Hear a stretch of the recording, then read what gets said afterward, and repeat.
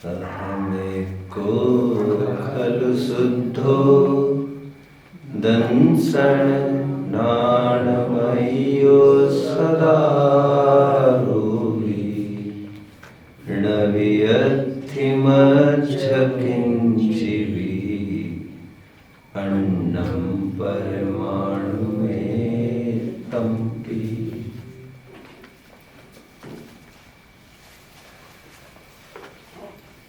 मोक्षार्थियों आओ जरा कल्पना करो, हम संगी हैं और कल्पना करना हमारा धर्म है, हमारा वैभव भी। हाँ, कल्पना कभी दुखरूप नहीं हुआ करती बच्चों, विपरीत कल्पना जरूर दुखरूप हुआ करती है। कल्पना के मायने तर्क, अनुमान, एंड विपरीत कल्पना के मायने मिथ्यात्व, तर्काभास, अनुमानाभास, प्रमाणाभास, मिथ्या ज्ञान। आइए कल्पना करिए, एक किसी ने आकर आपको यह कहा, बाहर स्वाध्याय भवन के बाहर यहां पर कोई मरणासन्न पड़ा है, क्या बीतेगी आपके ऊपर? अरहंत, आपके ऊपर क्या बीतेगी?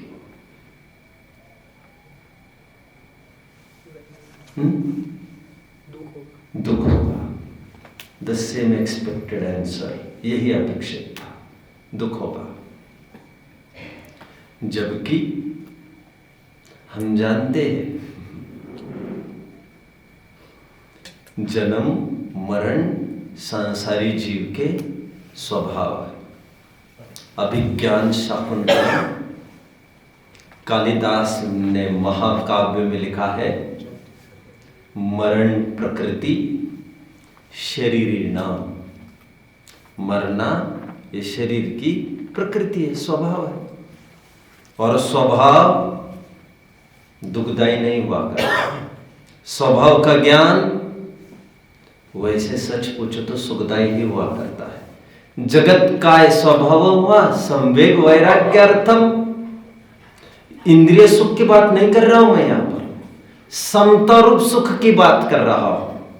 एनीवे, हम इंद्रिय सुख दुख में भी यदि लगाना चाहे तो जिस समय में बाहर का जीव कोई मरणासन्न है और अथवा मान के चलिए मर गया, जिस समय में आप यहां से उसका व्यय देख रहे हो, अब दूसरे छोर पर जाकर खड़े रहिए, आप पाएंगे उसका आपको व्यय नहीं उत्पाद दिखेगा। Two sides of the same coin. It is up to you how you see. खैर, जिस समय में यहां पर लोग मातम मना रहे हैं उनके जाने का, उसी समय में उससे 1000 गुने लोग, हो सकता है असंख्य जन, वहां पर उनके आने का जश्न मना रहे हो। एनीवे, हो कुछ भी, लेकिन आपको वो प्रसंग दुख रूप लगा, जबकि वो था नहीं वैसे दुख रूप। पॉइंट 2, लेकिन आपको किसी ने आकर ये कहा, जो मरणासन्न व्यक्ति है बाहर, वो और कोई नहीं है, आपकी मुंह बोली माता है। तो आप पर क्या बीतेगी बच्चों? मैं समझ रहा हूं आप मुंह बोली का अर्थ नहीं समझ रहे हो, फिलहाल आप इसी से काम निकाल लीजिए। मेरा बस चलता तो मैं मुंह बोले बाप की बात करता, मुंह बोले पिता की बात करता। बट फॉर नाउ मैं होल्ड पर रखता हूं उस बात को। मैंने आपको यह कहा कि जो मरना सन्न बाहर है ना, वो और कोई नहीं है, आपकी सो कॉल्ड मां है। सो कॉल्ड मतलब समझ में आ रहा है? मुंह बोली जो मैं कह रहा था, सो कॉल्ड मां है आपकी। तो आप पर क्या बीतेगी? अरे रे रे, ये कल्पना फिर से आपको दुखदाई दिखने लगेगी, जबकि मैं ये कह रहा हूं कोई भी कल्पना दुखदाई नहीं हुआ करती। जरा विचार करो, विपरीत कल्पना दुखदाई है। और मैं बार बार आपको कह रहा हूं मुंह बोली मां। मुंह बोली मां मतलब मानी हुई मां, मानी हुई मां। ओहो, बाल बाल बच गए हमें लगता है। अरे भाई, ये सभी रिश्ते जितने भी है वे सब माने हुए ही है, तुम धोखे में हो।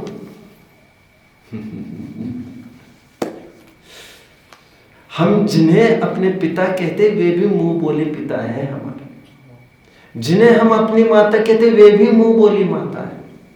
मुंह बोले मतलब माने हुए रिश्ते, ये भी माने हुए ही रिश्ते हैं। उनको आप मानते हो कि मैंने माना है, बस इनको आप मानते नहीं हो कि आपने माना है, क्योंकि एक पर्याय मात्र ही आपको सर्वस्व दिखने लगता है। दैट इज ड्यू टू मिथ्यात्व। But let me tell you कि पहले प्रसंग में आपको दुख हुआ, दूसरे प्रसंग में आपको थोड़ा ज्यादा दुख हुआ, बट इन दोनों प्रसंगों में मां का मरना दुख का, मुंह बोली माता का मरना दुख का कारण नहीं है। दुख का कारण मरते हुए व्यक्ति को मां मानना है और कुछ नहीं है। यदि मोक्षार्थियों, यदि if we wish to get rid of all the sorrows miseries in our life, यदि दुख परिमोक्षम, कुंदाचार्य देव के शब्दों में चरणानुयोग सूचक चूली का 201 नंबर की गाथा प्रवचन सारी, यदि दुख से परिमुक्त होना चाहते हो, यदि दुख परिमोक्षम,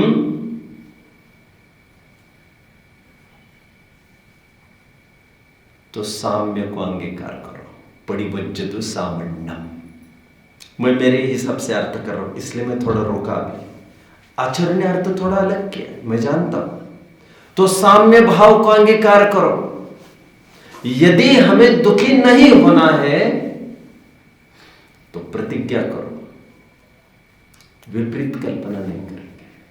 आपको जरूरी हो जाता है जिन संयोगों के वियोग में आप विलाप कर रहे हो, जिनके जाने के गम में आप मातम कर रहे हो, जिनकी गमी को लेकर आप छाती ठोक पीट रहे हो, आपको काश ये समय पर पता चलता जो चले गए हैं वे मेरे कुछ नहीं है, तो आपको ये दिन देखने न पड़ते। तो जरूरी ये हो जाता है मैं कौन और मेरे कौन, इसका पहले परिचय करें, जिससे इसके बाद किसी के जाने को हम अपनों का जाना न समझे। मैं और अपने का परिचय इसके लिए भी जरूरी हो जाता है।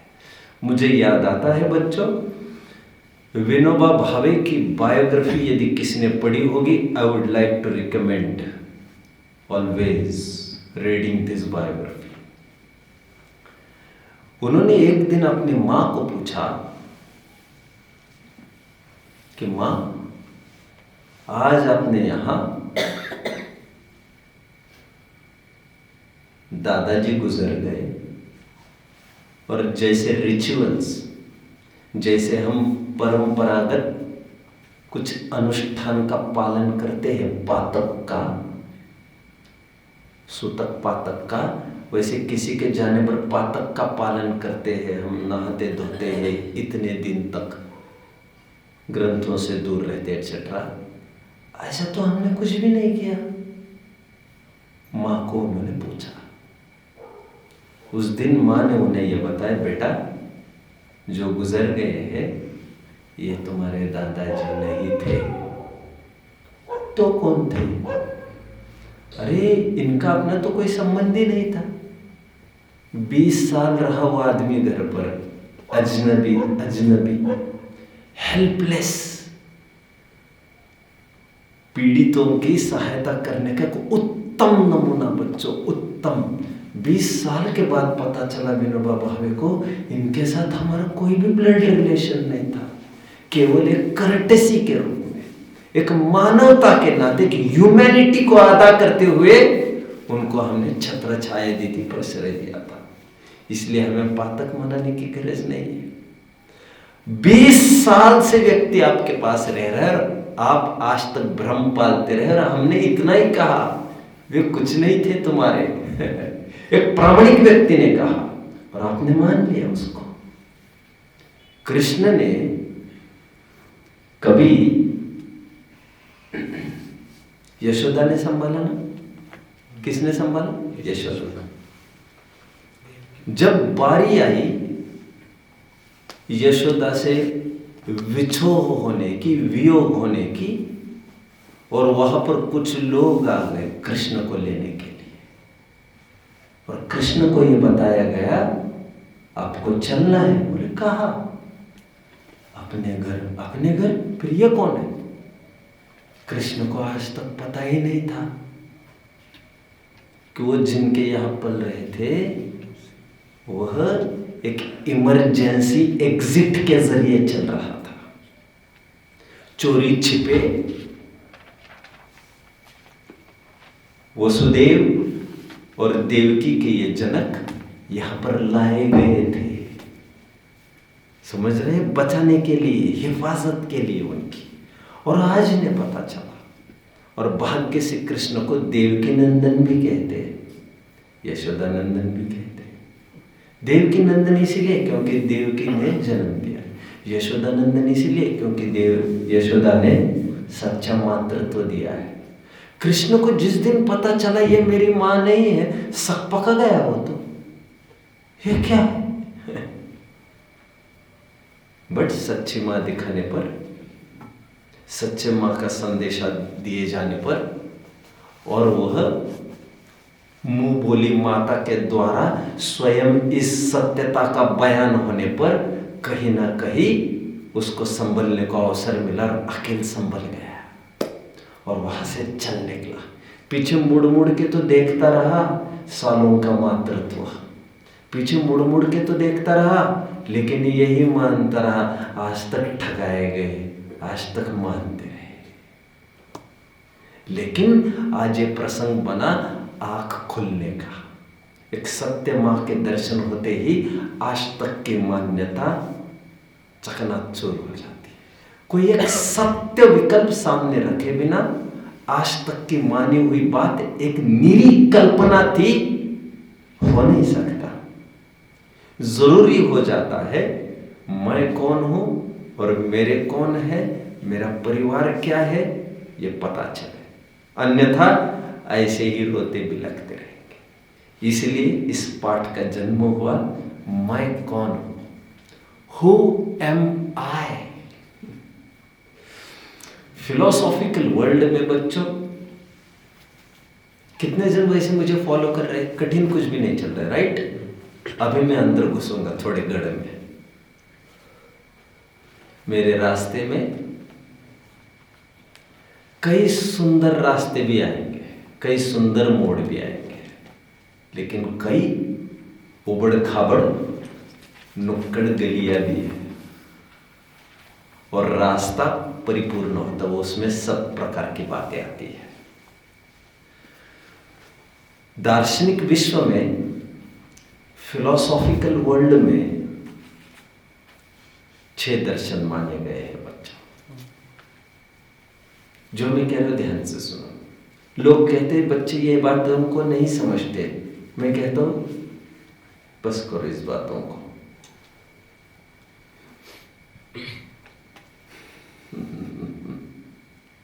पहले मैं आपको दर्शन का अर्थ बताता हूं बच्चे। मैंने दर्शन के 4 अर्थ उपयोग पाठ में किए। कितने किए थे? 4 किए थे, कितने जन को याद आया? बता कितने जन सकेंगे? दर्शन के कौन से 4 अर्थ किए? कोई बात नहीं। चौथा अर्थ कौन सा किया था मैंने? फिलॉसफी किया था, फिलॉसफी। उसे दर्शन क्यों कहते हैं जरा सुनो। दर्शन मतलब इसके जरिए आप देखते हो, देयरफॉर दिस इज दर्शन। इसके जरिए आप देखते हो। किसे देखते हो? विश्व को, स्वयं को, पर को, ईश्वर को, संसार को, मोक्ष को दर्शन दिखाता है। इसीलिए फिलॉसफी को कहते हैं दर्शन। दर्शन। कितने जन मुझे फॉलो कर रहे हैं? जैसे सांख्य दर्शन, बौद्ध दर्शन, योग दर्शन, मीमांसक, प्रभाकर, भट्ट, समझ रहे हैं? चार्वाक, जैन दर्शन, नैयायिक, शैव, ये सब प्रकार के दर्शन है। दर्शन समझ रहे बच्चों? सरप्राइजिंगली वैसे आज भी मैं अध्ययन करता हूं, आज भी मुझे नई नई बातें मिलती है बच्चों। ये पुराना नहीं होता कभी, ये काम कभी भी पुराना नहीं होता कि बस हो गया खत्म। हर रोज नया नया नया नया मिलता रहता है। ऐसा नहीं वही वही पढ़ते रहते कि पंडित जी, ऐसा नहीं है, ऐसा नहीं है।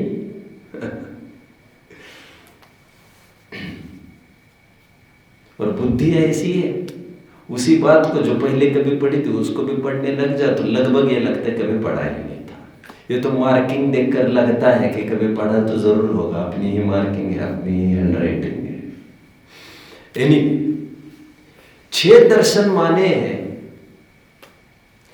आश्चर्य होगा आपको, उन 6 दर्शनों में ना जैनियों का नाम है, ना बौद्धों का नाम है, ना चार्वाक का नाम है। क्या है यार ये? इन 6 दर्शनों में जो 6 दर्शन गिनाए हैं उसमें तो ये कोई भी नाम नहीं है। तो I got puzzled, how did this thing happen. बोलो कोई ग्रंथ खोले, सब जगह ऐसे ही। तो बाद में पता चला दर्शन उन्हें कहते हैं, ये कहने वाले लोग जिन्होंने वर्गीकरण किए 6 प्रकार के दर्शन, वे लोग ये मानते हैं कि ये 6 दर्शन आस्तिक दर्शन है, बाकियों का तो कोई ठिकाना नहीं, नास्तिक है। इतनी गाली लगती है, इतनी चुप जाती है मुझे बच्चों। एक बहुत बड़े स्पीकर को मैंने 3 दिन पहले सुना, बहुत बड़े स्पीकर, प्रोफाउंड स्पीकर, यहाँ रहते भी नहीं है वैसे, डलास के आई थिंक, आउटस्टैंडिंग स्पीकर है। बट उन्होंने बोलते समय ये बोला, of course is not Jain, okay, is not a Jain speaker. उन्होंने बोलते समय ये बोला जैन नास्तिकवादी है। इतनी चुभ गई, ऐसा लगा कोई मेरा मुंह दबा रहा है। वैसे ज्यादा बोलना मुझे पसंद भी नहीं है, वैसे जीवन भर हम खामोश भी रह लेते, लेकिन हमारी जबान कोई आकर काटने की कोशिश करे तो ये तो ठीक नहीं है।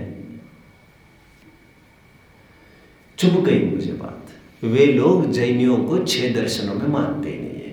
क्यों भैया? जब हम पूछने गए तो उन्होंने कहा आपका दर्शन थोड़ी है कुछ, तो आपका कोई दर्शन नहीं है, होममेड है आपका सब, घर पर बैठे बैठे बना है, जो मन में आया वो कर रहे हैं आप।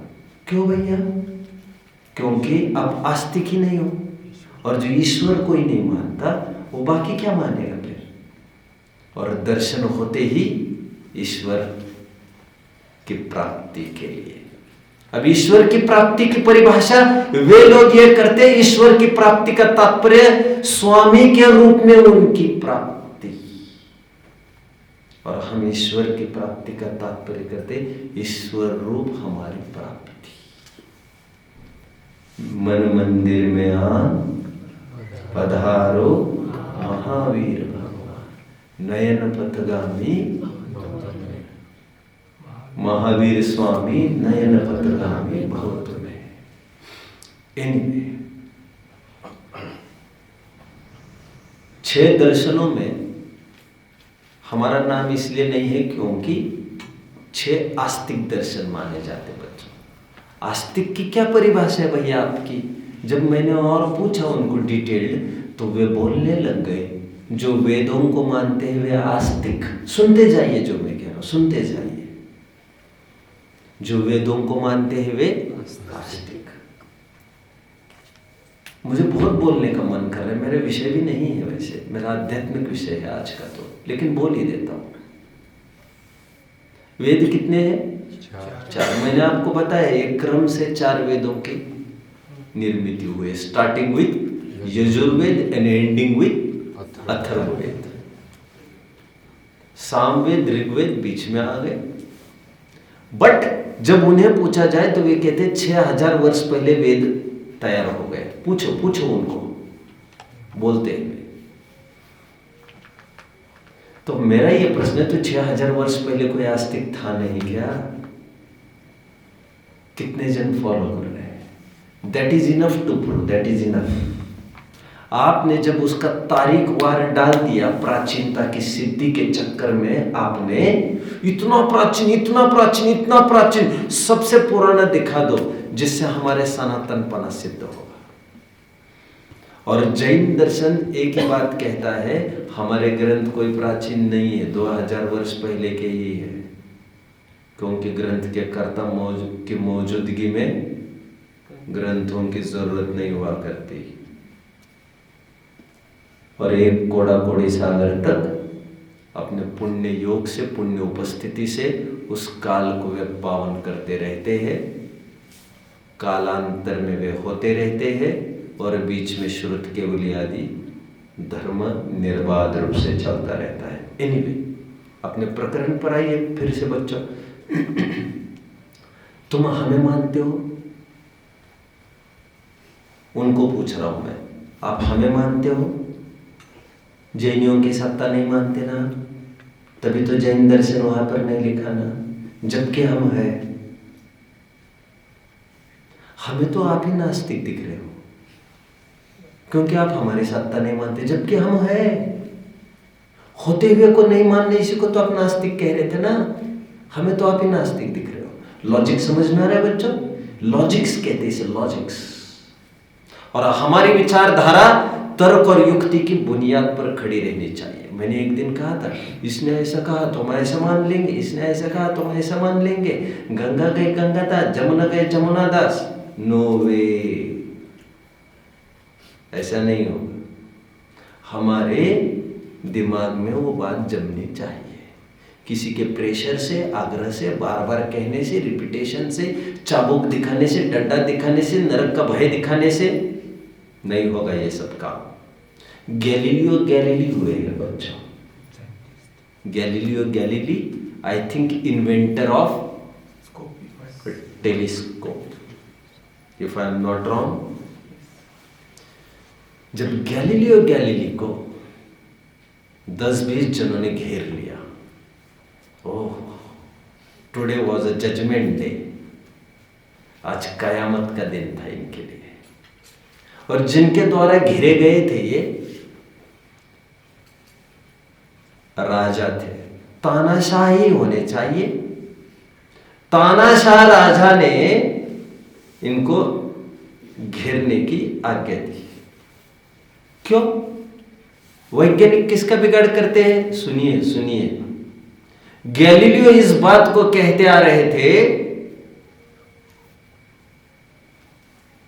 कि पृथ्वी घूमती है, सूरज नहीं घूमता। और तब यह माना जाता था, मैं जैन दर्शन क्या भी नहीं कहना चाहता कुछ, तब सर्वसम्मति से यह माना जाता था कि सूर्य घूमता है, पृथ्वी स्टैटिक।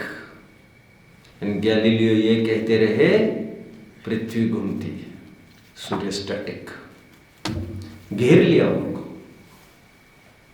और बोले तुम लिख कर दे दो हमें कि सूर्य रिवॉल्व करता है पृथ्वी के आसपास, तो हम तुमको छोड़ देंगे।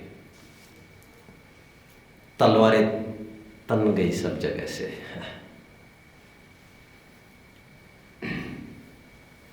कितना मुश्किल है ऐसे लोगों को मारना। सोक्रेटिस को कोई मार नहीं पाया, जीसस को कोई मार नहीं पाया। जो सत्य के अन्वेषी खोजी लोग होते उनको मार नहीं सकते कोई भी। बट आज ये नौबत आकर खड़ी हुई। गैलीलियो गैलीली ने क्या किया देखिए अभी। उसके हाथ में कलम दी गई, वो कलम हाथ में तो ली उसने, सबके चेहरे की तरफ देखने जब लग गया तो तानाशाह को पता चल गया इसके तेवर कुछ ठीक नहीं है, ये कुछ लिखने वाला नहीं है। चालू करो इसको भौंकना। जितने में गैलीलियो गैलीली ने एक बात कही, last line of his life, उसने कहा आप कहते हो तो मैं लिख भी देता हूं, लेकिन सुनिए मेरे लिखने से ऐसा हो नहीं सकता, दुर्भाग्य है। मैं झूठ बोल ही नहीं सकता, क्यों क्या मालूम। That was his last line. मेरे कहने से हो भी नहीं जाएगा ऐसा। खैर, सप्रेशन सबसे बड़ा अपराध है। क्या कहा मैंने बच्चों? सप्रेशन सबसे बड़ा। सप्रेशन मतलब दबाव। Great great. किसी की विचारधारा को दबाना अपराध है, अपराध। एंड फ्रीडम ऑफ थॉट के नाम पर डेमोक्रेसी की थाली में हम यही तो परोस रहे सबको। इसलिए तो भारत देश इतना सुंदर है। तुम्हारी विचारधारा बने रहो, बने रहे। अरे फिर ये इस विचारधारा के इस विचारधारा के कैसे तालमेल बैठेगा? ये लो जड़ी बूटी, खुश हो जाओ। क्या दिया साहब उनको आपने? एक मंत्र है। कौन सा मंत्र है ये? अमोघ मंत्र है। ये कौन सा अमोघ मंत्र है? स्यात्कार, स्याद्वात का कम बैक। नास्तिक किसे कहते हैं? जो वेदों को नहीं मानता। वेद निंदकः नास्तिकः। तो क्या तुम समयसार मानते हो क्या? हम वेदों को नहीं मानते तो तुम मानते हो क्या बाइबल कुरान समयसार को? तो हम एक नया स्लोगन जारी कर देते, समयसार निंदकः नास्तिक। तो चलेगा क्या? तुम्हारे घर पर बैठकर तुम नियम तैयार कर रहे हो। और हमें बच्चों, दुर्भाग्य हमारा ये है, हमें उस लॉबी में पटक दिया गया जिस लॉबी में हमने वहां पर जाकर देखा तो चारवाक वहीं पर खड़े थे हमारे से पहले। नहीं समझा आप मेरी बात को? आप समझ रहे मुझे क्या कहना है? मुझे ये कहना है चारवाक और जैन दोनों नास्तिक, जबकि सभी जन जानते चारवाक कुछ नहीं, ईश्वर की सत्ता ही नहीं मानते, स्वर्ग मोक्ष कुछ नहीं मानते। और जैनी सब जानते हैं, तीर्थंकर तो मानते हैं, निर्वाण मानते हैं, सब जानते हैं। बावजूद इसके ये आतंक। हमें कौन सी लॉबी में डाल दिया गया? चारवाक को रूम पार्टनर बनाया हमारा। वे भी नास्तिक और हम भी नास्तिक, जबकि हम ईश्वर को मानते थे। बस इतनी सी बात थी, कर्ता रूप नहीं मानते थे। सो तो तुम भी ज्ञाता रूप तो नहीं मान रहे हो। तो हम कर्ता रूप नहीं मान रहे। ईश्वर को मानने के तौर तरीके तो अनेक हो सकते हैं ना। और हम तो ये कहते हैं जो सच्चा स्वरूप नहीं मानता, ज्ञाता रूप नहीं मानता, नास्तिक तो वही है। खैर, मैं कहां चला गया? आइए, कम बैक। इन सभी दर्शनों में बच्चों, भारतीय दर्शन में हमारे सभी भारतीय दर्शन आध्यात्मिक माने गए हैं। क्या कहा? इसलिए इस भूमि को आध्यात्मिक भूमि माना जाता है। इसलिए कोई भी दर्शन हो एक्सेप्ट चारवाक, चारवाक को छोड़कर जितने भी दर्शन और मत है, लगभग जितने भी लोग हैं, लगभग नहीं जितने भी लोग हैं, क्योंकि चारवाक के फॉलोअर्स आज कोई नहीं है, इसलिए मैं ये बात कह रहा हूं आपको। चारवाक केवल आज पुस्तक के ही रूप में आज विद्यमान है, उनके फॉलोअर्स कोई है नहीं। ऐसा कहा जाता है, और थोड़ी बहुत मान्यता सब लिए हुए हैं। जो ये मानता है, समझ रहे, राम नाम सत्य है, जिसने कभी कंधे पर लिया है वो चार्वाक हो नहीं सकता। समझ रहे हैं बच्चों, वो चार्वाक हो नहीं सकता। जो अंत्येष्टि कर्म करता है, अंत्यविधि संस्कार करता है, जो क्रिमेशन करता है, वो चार्वाक हो नहीं सकता। क्योंकि कुछ क्रियाकर्म क्यों कर रहे हो? दाह संस्कार। क्या नाम दे रहे वे? दाह संस्कार। मतलब, और आप जानते हो कितने? 16 संस्कार कहे। कितने? गर्भ से लेकर दाह तक, अंत्येष्टि तक, यह सब संस्कार है बच्चों। आगामी भव में क्या क्या जाएगा उसकी पूरी बात है। इसका मतलब इहलोक परलोक माना। कितने जन मुझे फॉलो कर रहे हैं? जिसने जीव की सत्ता को माना उसने अनडाउटेडली इहलोक परलोक भी मान लिया। जिसने इहलोक परलोक माना, अनडाउटेडली उसको कर्म फिलॉसफी को मानना ही पड़ेगा, भले उस कर्म का नाम किसी ने ईश्वर दिया है। ईश्वर तो जैनियों ने भी नाम दिया है कर्म का। मैंने आपको एक बार उत्तर पुराण का एक छंद भी बताया था, आपको याद आ रहा होगा। विधि सृष्टा विधाता च, याद आ रहा है आपको? मैंने कभी बताया था आपको, पर्यायवाची नाम बताए। विधि सृष्टा विधाता च दैवम कर्म पुरा कृतम ईश्वरश्चेति पर्याया। ये सब पर्यायवाची है। ईश्वर, विधि, समझ में आता है? दैव, कर्म आदि आदि।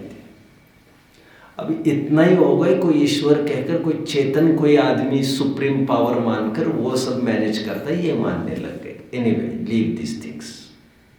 जितने भी दर्शन है, मेरा तात्पर्य कहने का इतना ही है, सभी दर्शनों ने अपने दर्शन को आध्यात्मिक कहा है बच्चों, चार्वाक को छोड़कर। और आध्यात्म का अर्थ मैंने बताया था, आत्मा को लेकर, आत्मा के आधार से। मतलब दर्शन का फाउंडेशन है उनका आत्मा। और कुरुक्षेत्र जैसे खून से लथपथ भूमि पर कृष्ण ने अर्जुन को और कुछ नहीं बताया है, आत्मा के ही गीत गाए हैं युद्ध भूमि पर। इसलिए कहना पड़ता है गीता को, आत्मानम विद्धि, आत्मा को जानो। हमारे समय सार की 6वीं गाथा की उत्थानिका कल वह शुद्ध आत्मा कौन है जिसको मुझे जानना चाहिए। गीता का प्रारंभ हुआ है, Arjun is joining hands in front of Lord Krishna, a friend as well. उनके मित्र भी है, सलाहकार भी है, गुरु भी है और भगवान भी है। इस समय वे लोग मानते, कहते भगवान मोह का अभाव कैसे होगा। लेकिन वो प्रकरण दूसरा है, थोड़ा गफलत वाला प्रकरण है। थोड़ा गफलत वाला मतलब अर्जुन को मोह होगा, ये मेरे भाई है, मैं कैसे हाथे उठाऊं, वो वाली बात है वहां। और कृष्णा भी पूरा जोर लगाएंगे कि भाई तुम्हारे कोई कुछ नहीं, get set go shoot, knockout कर दो, कोई गुरु नहीं तुम्हारा, ब्लो कर दो, काम खत्म। मातम मचने वाला है पूरा। समझ में आ रहा है?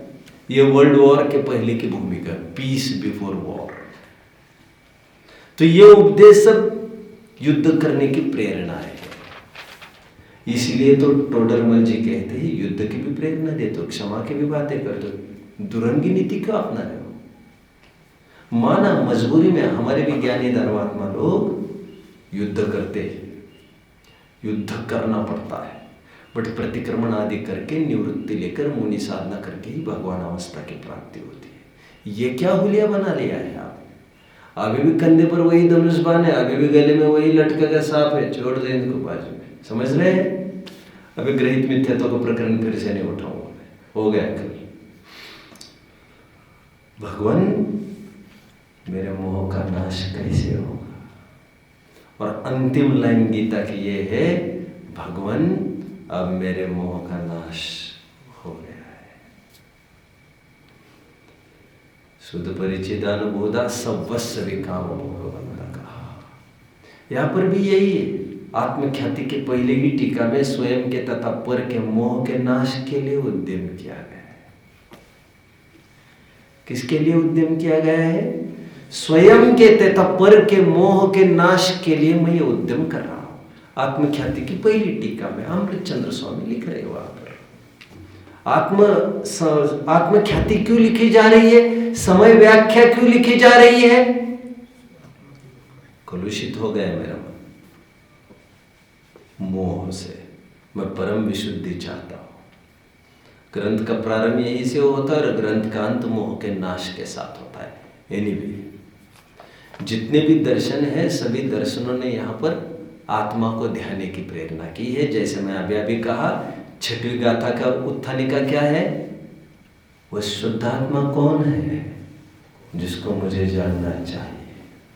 फिल्म चालू होने वाली है। मंगलाचरण के रूप में गाई हुई 38वीं गाथा कि उत्थानिका भी कुछ इसी प्रकार है। बच्चों, ज्ञानी क्या विचार करता है अथवा ज्ञानी होने के लिए क्या विचार करना चाहिए?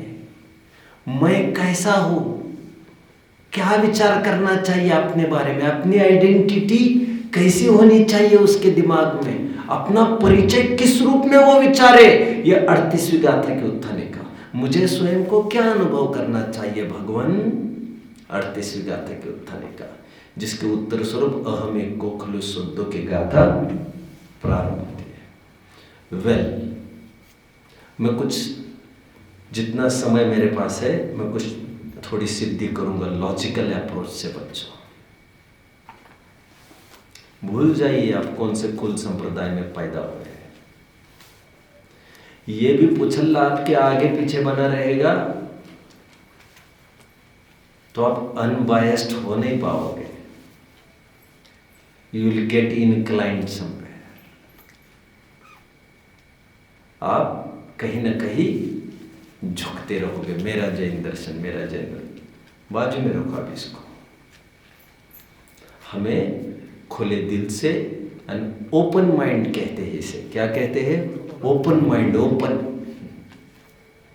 एंड जो मैं देखता हूं ट्रेजेडी टुडे इज, आज का यंगस्टर भी, आज का युवा जनरेशन भी एक पर्टिकुलर प्रेजुडिस से ग्रस्त है। अपने पहले ही तुम मानकर कुछ बैठ गए, अब तुम परीक्षा क्या करने बैठोगे यहाँ पर? यह सब छोड़ दो बाहर। महावीर और पारसनाथ आदिनाथ सब एक तरफ कर दो। आप समझ रहे हैं? लॉजिक्स और तर्क में कुछ नहीं विचारा जाता। ये सब महावीर ने कहा है उठो और महावीर ने कहा है बैठो, बच्चों को पढ़ाते रहो, यहाँ पर नहीं। आप समझ रहे हैं? यहाँ पर तो उठो, तो क्यों उठो आखिर? महावीर ने कहा होगा मैं क्यों उठूं? वे बैठे रहेंगे और हमें उठाते रहेंगे, नहीं होगा ये। आप समझ रहे हैं? थोड़ा विचार करते हैं। खोज करनी है मैं कौन हूं। ओके, जनरली किसी को पूछा जाए तुम कौन हो, ही स्टार्ट्स फ्रॉम से आपका नाम विराज है, विल स्टार्ट फ्रॉम यू। मैंने आपको पूछा, अब हम इन्हीं पर ऑपरेशन करेंगे, अभी इन्हीं पर टिके रहेंगे टिल द एंड। ओके, हमने कहा हु आर यू, आपने कहा विराज। नाउ शांति से इस पर विचार करो। मैं विराज, मैं विराज मतलब क्या? वह नाम जो टैग आपको कुछ टाइम पहले लगा, तुम नाम हो क्या? और याद आ रहा है तुम्हें घर पर क्या कहते हैं? विराज जी कहते हैं। घर में कुछ निक नेम्स होते ना, कुछ पेट नेम्स होते हैं ना, पप्पू चप्पू कुछ होते हैं नहीं? होते हैं कि नहीं? आपको कुछ है सत्कार? क्या है भैया? बंडू। बंडू, ठीक है ठीक है, कोई बात नहीं, इजी इजी।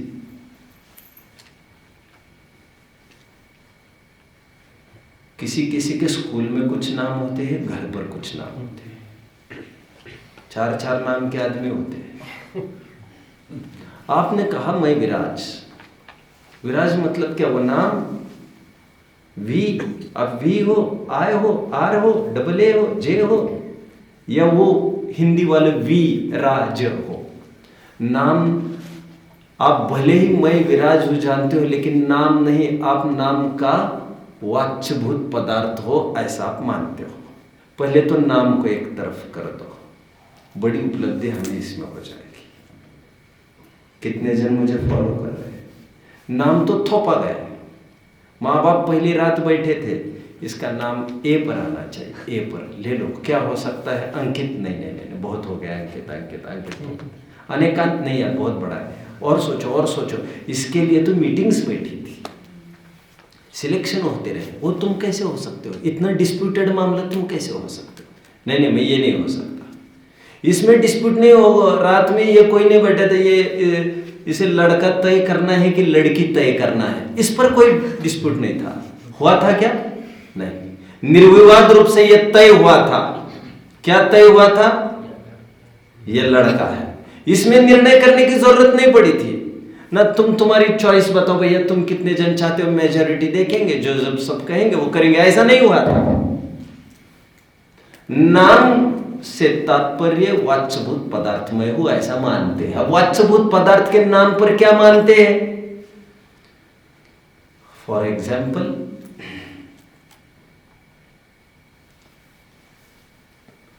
आम आदमी स्थूल दृष्टि स्वयं को शरीर रूप अनुभवता है, राइट?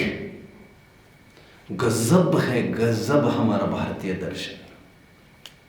ये सब आपको विदेशों में देखने नहीं मिलेगा बच्चा। क्या गजब है इसमें, अभी पता चलेगा। आदमी मरने के बाद जिनका हमारे ऊपर बहुत उपकार था, वो जीव प्रयाण करके आगामी भव में चला गया।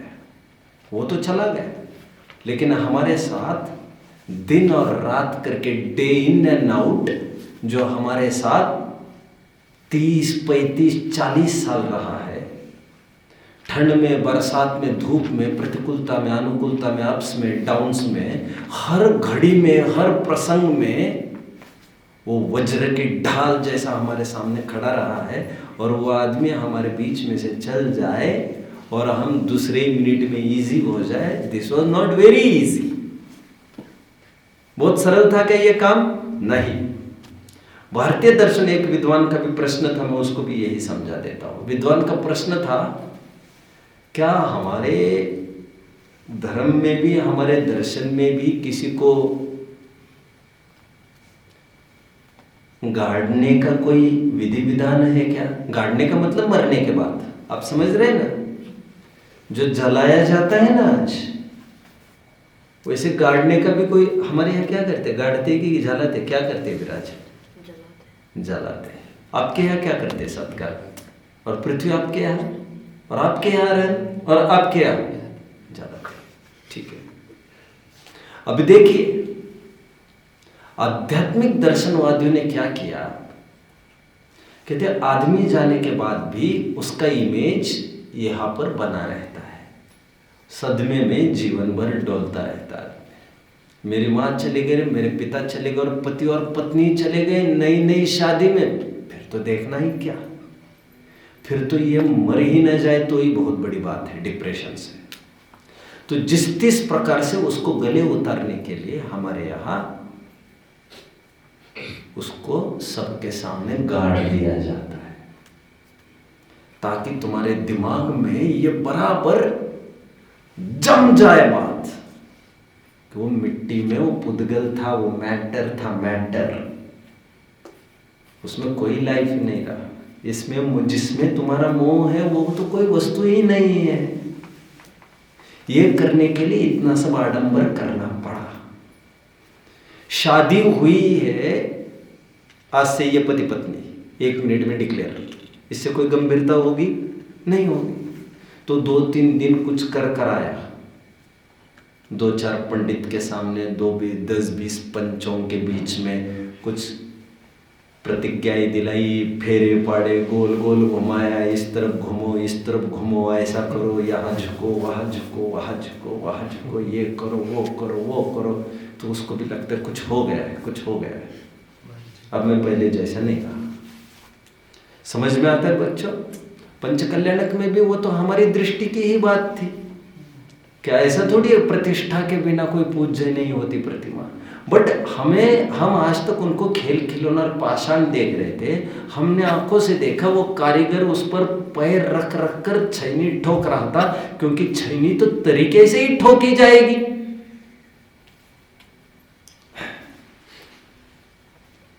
ठोकी जाएगी कि नहीं? और हर अंगों को छेदना है, आप वहां पर खड़े रह नहीं पाओगे, फिर अच्छा नहीं होगा। अब जाइए यहां से। और आज तक तुम ये देखते रहे तुम्हारे आंखों के सामने ठुकते पिटते हुए, अभी तुम्हें लगेगा कल का ही पत्थर है, तो तुम्हारे दिमाग को शांत करने के लिए इतना आडंबर करना पड़ा हमको, बेवकूफ। और अभी भी तुम्हारा मन वैसा का वैसा खड़ा है, तुम्हें इसमें आज भी भगवान दिखते नहीं है। क्या कर सकते हैं? इतना 4-5 दिन इतना शादी का कार्यक्रम होता रहा। क्या होता है? हल्दी कुछ होता है, कार्यक्रम लोग जानते हैं। क्या क्या होता रहा। एंगेजमेंट हुई, पहले सगाई हुई, इतना देवा लेवा हो गया, और 2 महीने में तुम कह रहे हो हमको लौट के आना है। बेवकूफी चल रही क्या ये? मैं क्यों कह रहा हूं इतना सारा बच्चों? गाड़ने की बात कर रहा हूं, गाड़ने की, इसलिए गाड़ा गया। अच्छा, कोई आता है जाकर मरे पर, तो क्या कहता है? पर्टिकुलर लाइन बोलेगा कोई? कुठे गेला होतास? मातीला गेलो होतो। कितना गजब के शब्द है हमारे संस्कृति के। माटी को गया था, मिट्टी को गया था, मिट्टी को गया था, ये कोई लाइन है? इसमें बहुत दम है, इसमें दर्शन समाया है, इसमें आपका अध्यात्म समाया है। This was just to prove कि ये सब मिट्टी है, मिट्टी, और मिट्टी मिट्टी में चली गई। फिर लोगों ने क्या किया, और ख्याल में आए कि ये सब मैं नहीं हूं। अपनी पहचान जहां जहां स्थापित की है, उसकी जितनी तौहीन कर सकते हो, जितनी ऐसी तैसी कर सकते हो, करो। तो फिर इसको पहले तो सबके बीच में गाड़ा गया, राइट?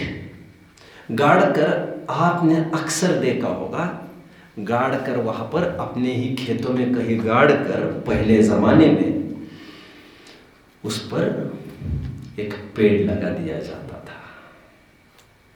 नीम का पेड़, नींबू का पेड़, आम का पेड़, जिससे ख्याल में आए ये मेरे दादाजी की हड्डी, दादाजी की मतलब शरीर की हड्डी, दादाजी कहते ही उस शरीर को है हड्डी, आदि आदि सामग्री से देखो ये अभी खाद बन गया और ये आम का पेड़ तैयार हो गया। पुद्गल का रूपांतर दिखा दिखा कर केवल मोह, शरीर के प्रति मोह ही छुड़ाने की कोशिश की थी। एक रिवाज और होता है, मैंने आपको बताया था, घड़ा लेके चलता है एक जन, देखा है बच्चों? और घड़ा फिर वो क्या करता है? फोड़ देता है। घड़ा फोड़ने का और कोई कारण नहीं है बच्चों। घट इस देह को कहते हैं, और हमारा अध्यात्म केवल इसी बल पर खड़ा था, इस ठिकरे को फोड़ दो, इस अहमता के ठिकरे को फोड़ो, इस शरीर के प्रति एकत्व को छोड़ो। वो घड़ा फोड़ने का तात्पर्य शरीर के प्रति एकत्व को तोड़ने की प्रेरणा दी गई। लेकिन कुछ लोगों ने, ये मेरे माथी और यहाँ पर आम आ गया, मेरी माँ के वहाँ काम, मेरे पिता के वहाँ का नीम आदि। इस बहाने भी लोग अपने नाते रिश्तेदारों से जुड़े ही रहे हैं। करना तो मोह को उपशम, और बना रहा मोह जैसा का तैसा। कभी कभी ये भी प्रॉब्लम हो गई, कुछ पॉजिटिव एस्पेक्ट होते, कुछ नेगेटिव एस्पेक्ट होते, तो यह भी परंपरा प्रैक्टिस में आने लग गई। पहले हमारे यहाँ भी गाड़ा ही जाता था बच्चों। भारतीय संस्कृति के 4 अध्याय रामधारी सिंह दिनकर में ने साफ उल्लेख किया है इस बात को। मुसलमान ऐसा करते और हिंदू, अरे नहीं नहीं नहीं, ऐसा कुछ नहीं होता है। तो फिर एक नई परंपरा चल पड़ी दाह संस्कार की। दाह संस्कार के पीछे का भी प्रयोजन इतना ही था कि इसको जैसे तैसे भस्म करें इन्हीं के सामने। राख बनकर मुट्ठी भर राख उसके सामने रखी जाए, जिससे उसको दिखाया जाए ये और कुछ नहीं, एक मुट्ठी राख इसके औकात है, ये सब मिट्टी है। ये सब किसके लिए था? देह के प्रति ममत्व छूट जाए, अपनी पहचान जिस तिस प्रकार से जागृत हो जाए। वहां पर भी क्या कहते हैं ले जाते समय, मैंने आपको बताया भी था, राम नाम सत्य है, सत्य बोलो गत्य है। एक भगवान आत्मा ही शाश्वत चीज है। देखो पक्षी तो उड़ के चला गया, और ये जो पड़ी है डेड बॉडी जिसे कसकर बांधा है रस्सी से यहाँ पर अर्थी पर, इसमें कोई जान नहीं है, यहाँ वहां से रस्सी बांध देते हैं, समझ में आता है।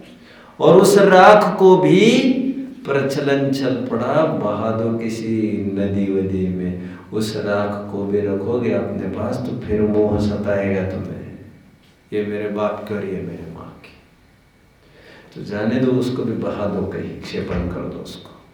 उसके पीछे भी यही वर्क कर गया, मोह को छुड़ाने का। इन सब बातों से एक बात की सिद्धि कर रहा हूं मैं केवल बच्चों, मैं देह नहीं हूं।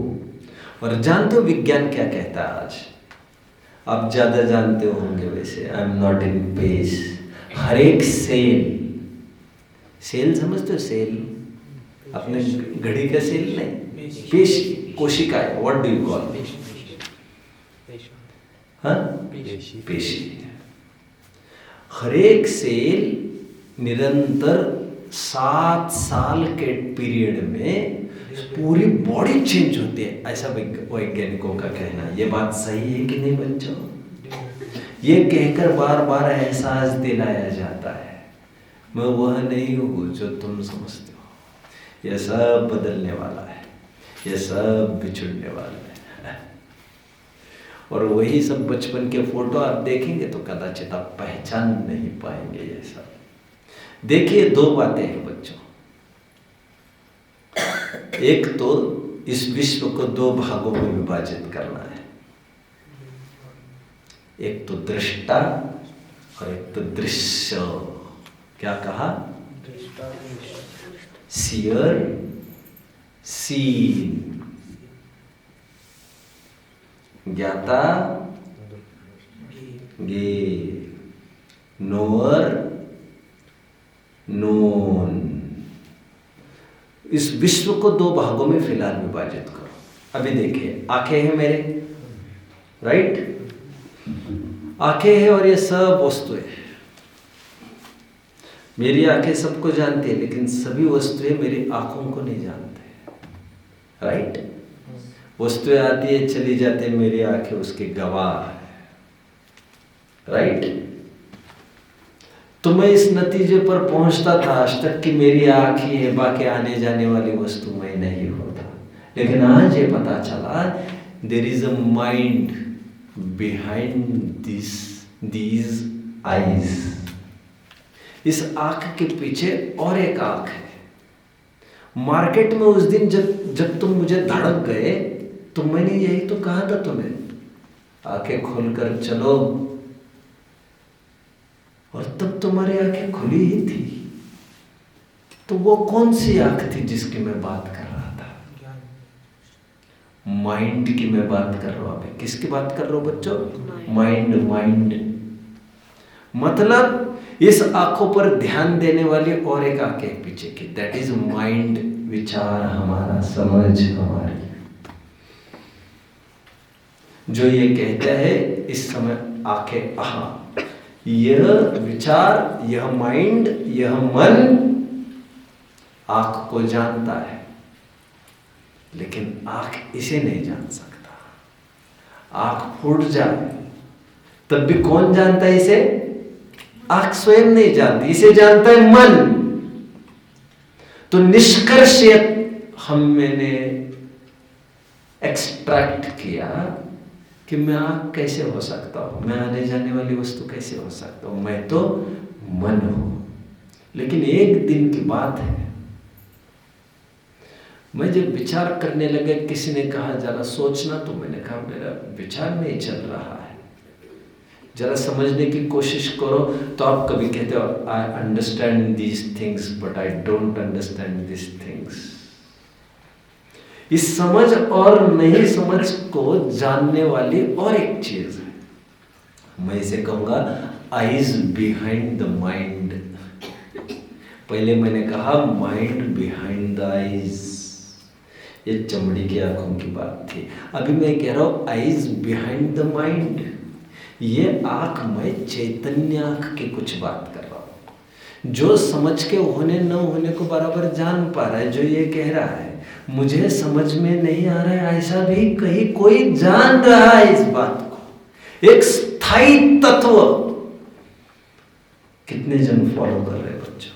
क्योंकि जीव है जब ये तय हुआ, जब है ये तय हुआ, क्योंकि है का ही तात्पर्य हमेशा है। समझ रहे हैं? कभी रहेगा और कभी नहीं रहेगा ऐसा नहीं होता। वो तो द्रव्य का अंश हो सकता है, पर्याय रूप, क्योंकि वो भी सत है, लेकिन वो क्षणिक सत है। आई एम टॉकिंग अबाउट द्रव्य, जिसे रिलीजियस फील्ड में गॉड कहते हैं, धार्मिक परिवेश में जिसे ईश्वर कहते हैं, फिलोसॉफिकल फील्ड में उसी को सत कहते हैं। कितने जन समझ रहे हैं मुझे? मैंने क्या कहा? सत कहो ईश्वर कहो एक ही बात है। सत मतलब है मतलब होना, ये मेरी सामर्थ्य है, और सामर्थ्य मतलब ईश्वरत्व, ईश्वरत्व अनचैलेंजेबल। समझ रहे हो?